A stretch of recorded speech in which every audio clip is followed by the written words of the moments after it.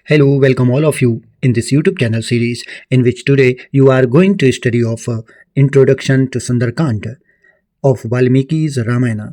यह संस्कृत में लिखा हुआ एक महाकाव्य है। इसे आदि काव्य के भी नाम से जाना जाता है।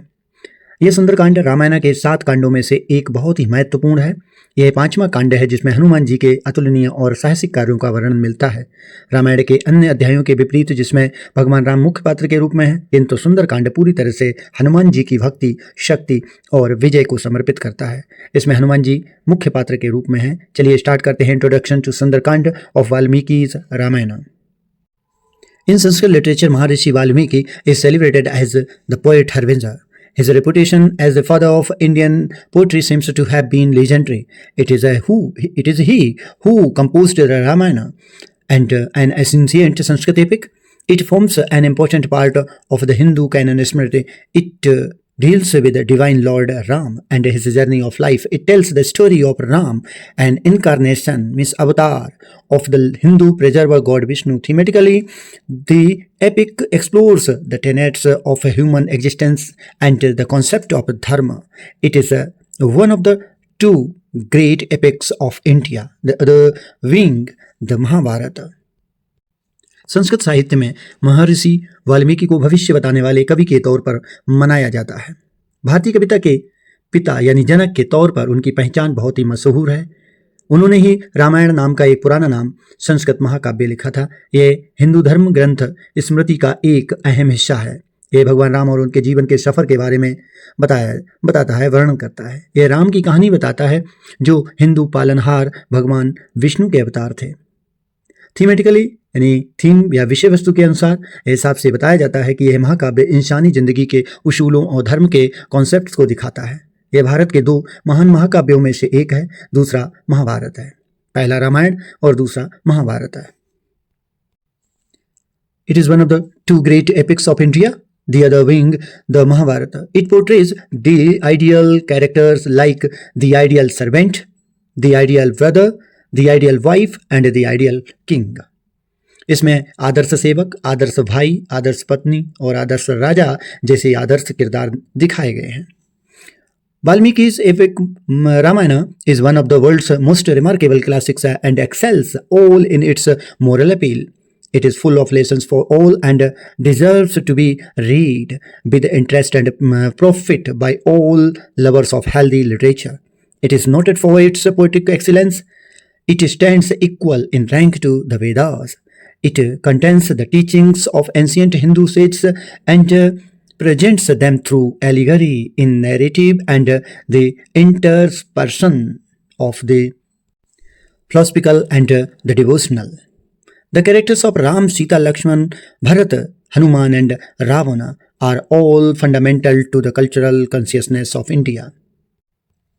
वाल्मीकि का जो महाकाव्य है रामायण दुनिया की सबसे शानदार क्लासिक्स में से एक है और अपनी नैतिक अपील में सबसे आगे भी है।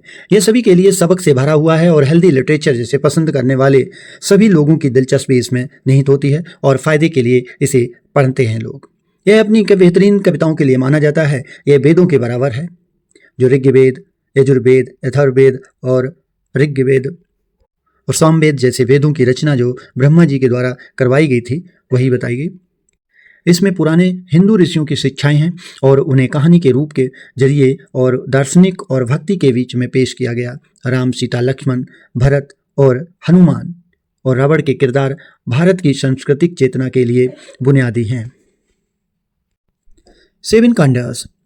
The Ramayana is traditionally divided into several major kandas or parts. These kandas deal chronologically with the major events of Ram's life, his wife Sita, his brothers Lakshman, Bharat and Shatrugna, and Maruti Nandan Hanumanji. Balakand, first है Balakand, second Ayodhyakand, third Aranyakand, fourth Kishkindhakand, fifth Sundarkand, sixth Yuddhakand, 7 Uttarkand. Next heading, analysis. The Balkand deals with the birth of Ram, his childhood and marriage to Sita. The Ayodhya Kand describes the preparation for Rama's coronation and his exile into the forest. The third part, Aranya Kand, tells the tale of the forest life of Ram and the kidnapping of Sita by the demon King Ravana.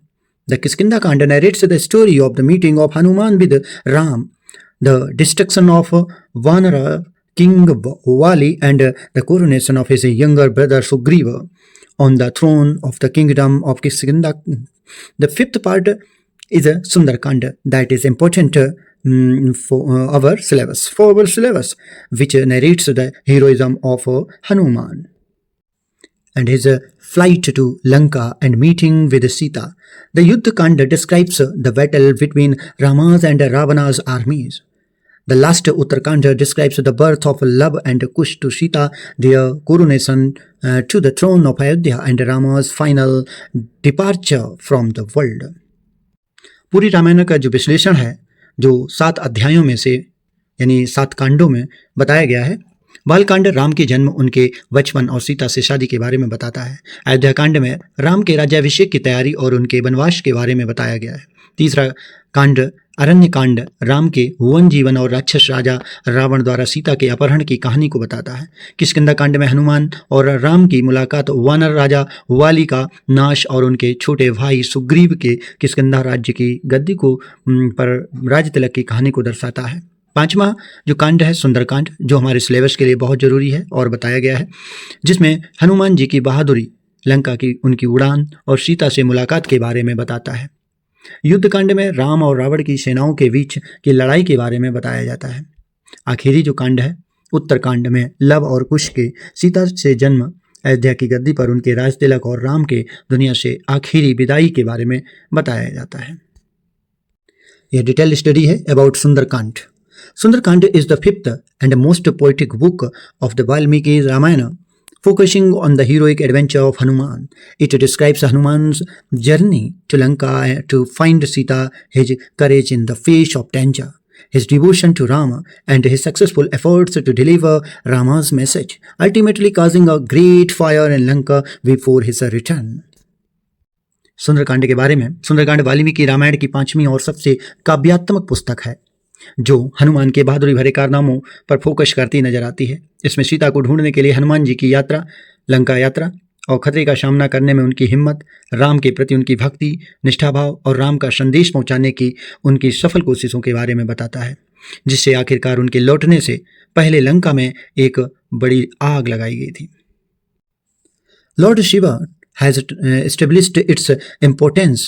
Once Parvati asked Lord Shiva, I would very much love to know from you the greatness of Sundarkand in detail. Lord Shiva means Bhagwan Shiva told the story of the greatness of Sundarkand for her in detail. Only the great Lord Ramchandra is capable, similar to the fact that God Rama is the greatest among the Devas, similar to the fact that Kalpavrach is the greatest among trees, similar to the fact that the Kaustubha gem is the greatest among gems in the Ramayana. Sundarkand is the greatest chapter. By reading or listening to Sundarkand with the devotion, all the wishes are fulfilled, all dangers will vanish, all diseases will be cured, and all types of wealth will grow. Especially, it is the greatest panacea for those who suffer from great diseases, even diseases like tuberculosis, leprosy, epilepsy, which cannot be cured even by divine medicines, would be cured completely by reading Sundarkand 68 times by the grace of Lord Ram. Please hear its greatness, which I am telling you with attention. Please listen to the greatness of Sundarkand. इस story के माध्यम से भगवान शिव ने इसकी अहमियत तय की थी। एक बार पार्वती ने भगवान शिव से पूछा, मैं आपसे सुंदरकांड की महानता के बारे में डिटेल से जानना चाहती हूँ। भगवान शिव ने उन्हें सुंदरकांड की महानता की जो कहानी डिटेल में सुनाई, वह सिर्फ महान भगवान रामचंद्र ही बता सकते हैं। जैसे भगवान राम देवों के देव महान हैं, जैसे कल्प वृक्षों में से महान है, जैसे रत्नों में से कौस्तुभ रत्न बहुत ही महान है, वैसे ही रामायण में सुंदरकांड सबसे बड़ा चैप्टर है और महान है। सुंदरकांड को श्रद्धा से पढ़ने या सुनने से सभी इच्छाएं पूरी होती हैं, सभी खतरे दूर हो जाते हैं, सभी बीमारियां ठीक हो जाती हैं और यह सभी प्रकार के तरह से धन को बढ़ाता है। खासतौर पर यह उन लोगों के लिए सबसे बड़ा रामबाण इलाज है जो बड़ी बीमारियों से परेशान हैं, यहाँ तक कि टीबी, कोढ़ और मिर्गी जैसी बीमारियां जो भगवान की दवाइयों से ठीक नहीं होती, जो केवल भगवान राम की कृपा से सुंदरकांड को 68 बार 68 बताया जाता है। अब बताया जाता है कहाँ तक सच है, आप भी करके देख सकते हैं क्या सच्चाई है इसमें। एक बार पढ़ने से पूरी तरह ठीक हो जाती हैं। कृपया इसकी महानता को सुने और बताते हैं कि जो सुंदरकांड की महानता के बारे में और भी ज़्यादा महत्व बताते हैं। This part of the Ramayana contains poetic description of several beautiful objects, places and people. Whether the people describes Sri Lanka, Pushpak Viman, the Ashoka forest, the Madhuban, Hanuman, Sita, Ram, Ravana or the moon rise. He goes into poetic rapture. This section is about the exploits of Hanuman, who was an extremely beautiful person, as the poet describes him as a shining, handsome person made of gold. Hanuman also has a name, Sundar. It is in this section that a full comprehensive description of Sri Ram, possibly the most handsome person ever born, is given, and so the sage must have thought that this deserves that name. Ramayan के इस हिस्से में बहुत ही खूबसूरत चीज़ों, जगहों और लोगों का काव्यात्मक वर्णन है। चाहे कवि श्रीलंका, पुष्पक विमान, अशोक वन, मधुवन, हनुमान, सीता, राम, रावण या चंद्रोदय का वर्णन करते हों, वह काव्यात्मक आनंद से डूब जाते हैं। यह हिस्सा हनुमान के कारनामों के बारे में, जो एक बहुत ही खूबसूरत इंसान थे, क्योंकि कवि उन्हें सोने से बना एक चमकदार सुंदर इंसान बनाते हैं। हनुमान का नाम सुंदर भी है। इसी हिस्से में श्री राम, जो शायद अब तक पैदा हुए सबसे सुंदर इंसान है, का विवरण किया जाता है, और इसलिए ऋषि ने सोचा होगा कि यह उस नाम के लायक है। Title of Sundarkand. The appropriate title of the fifth Kanda of the Ramayana is the Sundarkanda, which literally means a beautiful chapter or beautiful episode. The only Kanda where the main hero is not Lord Ram, but Hanuman was affectionately called Sundara by his mother Anjani in his childhood. Many scholars and poets, including Tulsidar, have described the entire episode as beautiful due to the convergence of many positive events after a period of despair. For example, Ram, Sita, the story itself, the Ashok Vatika where Sita was held, and Hanuman are all described as beautiful in this Kand. The many events in the Sundar Kand bring hope and joy to all the main characters. First, Hanuman finds Sita, confirming her survival. Second, Sita receives news from Rama, alleviating her despair. Third, Rama and his companions learn about Sita's whereabouts, giving them a clear path forward. बताते हैं जो title है रामायण के 5वें कांड का सही title Sundarkand है, जिसका मतलब है खूबसूरत चैप्टर, खूबसूरत एपिसोड। यह केवल अकेला कांड ऐसा है जिसमें मेन हीरो भगवान राम नहीं बल्कि हनुमान जी हैं, जिन्हें बचपन में उनकी माँ अंजनी माता ने प्यार से सुंदर कहकर पुकारती थी। तुलसीदास समेत कई जानकारों और कवियों ने इस पूरे एपिसोड को खूबसूरत बताया है, क्योंकि इसमें निराशा के एक दौर के बाद कई अच्छी घटनाएं हुई। उदाहरण के लिए इस कांड में राम सीता कहानी, अशोक वाटिका जहाँ सीता जी को रखा गया था, और हनुमान जी सभी को खूबसूरत बताया गया। सुंदरकांड की कई घटनाएं सभी मेन किरदारों में उम्मीद और खुशी लाती हैं। जैसे हनुमान जी सीता को ढूंढते हैं, जिससे उनके जिंदा होने की पुष्टि होती है। सीता को राम से खबर मिलती है, जिससे उनकी निराशा कम होती है। अगला क्या है, राम और उनके साथियों को सीता के बारे में पता चलता है, जिससे उन्हें आगे बढ़ने का एक रास्ता साफ मिल जाता है। Next heading, symbolism of Sundarkand. The story of Sundarkanda in the Ramayana is unique. While the entire Ramayana depicts Lord Rama's virtues and efforts, Sundarkanda focuses solely on the devotion, power and victory of Hanuman. It symbolizes devotion, courage and the triumph of good over evil through the heroic journey of Hanuman. It represents qualities like unwavering loyalty, selfless service, strength and intelligence. The text also symbolizes inner strength, faith and the ability to overcome obstacles and negative forces in life. It is a testament to Hanuman's unconditional devotion to Lord Ram, embodying the ideal of selfless service and loyalty. Hanuman's leap across the ocean and battles in Lanka highlight immense physical and mental strength, courage, and bravery in the face of adversity. Ramayan में सुंदरकांड की कहानी अनोखी है। जहाँ पूरी रामायण भगवान राम के गुणों और कोशिशों को दिखाती है, वहीं सुंदरकांड सिर्फ हनुमान जी की भक्ति, शक्ति और जीत पर फोकस करती है। यह हनुमान जी की बहादुरी भरी यात्रा के जरिए भक्ति, हिम्मत और बुराई पर अच्छाई की जीत का प्रतीक है। यह अटूट वफादारी, बिना स्वार्थ के सेवा, ताकत और समझदारी जैसे गुणों को दिखाता है। यही सिंबलिज्म है। यह पाठ अंदरूनी ताकत, विश्वास और जीवन में आने वाली बड़ी मुश्किलों और बुरी ताकतों को दूर करने की क्षमता का प्रतीक है। यह भगवान राम के प्रति हनुमान की बिना शर्त भक्ति का सबूत है, जो बिना स्वार्थ के सेवा और वफादारी के आदर्श को दिखाता है। समुद्र पार करने और लंका में लड़ाई में हनुमान की जबरदस्त शारीरिक शक्ति और मानसिक ताकत, हिम्मत और मुश्किलों का सामना करने के बहादुरी को दिखाता है। The entire story is a symbolic representation of the victory of righteousness in good over evil. Reciting the Sundarkand is believed to invoke Hanuman's blessing, providing inner strength, mental and physical resilience, and confidence to overcome challenges.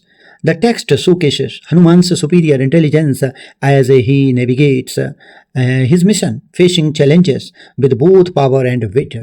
Hanuman's journey is symbolic of a spiritual path where one overcomes immense obstacles through faith and determination. पूरी कहानी बुराई और अच्छाई की जीत का प्रतीक है। माना जाता है कि सुंदरकांड का पाठ करने से हनुमान का आशीर्वाद मिलता है, जिससे अंदरूनी ताकत, मानसिक और शारीरिक मजबूती और चुनौतियों से निपटने का आत्मविश्वास भी मिलता है। यह पाठ हनुमान जी की जबरदस्त समझदारी को दिखाता है, क्योंकि यह अपने मिशन को पूरा करते हैं और ताकत और समझदारी दोनों से चुनौतियों का सामना करते हैं। हनुमान जी की यात्रा एक आध्यात्मिक रास्ते का प्रतीक है, जहाँ कोई विश्वास और पक्के इरादे से बड़ी बड़ी चुनौतियों को भी पार कर सकता है।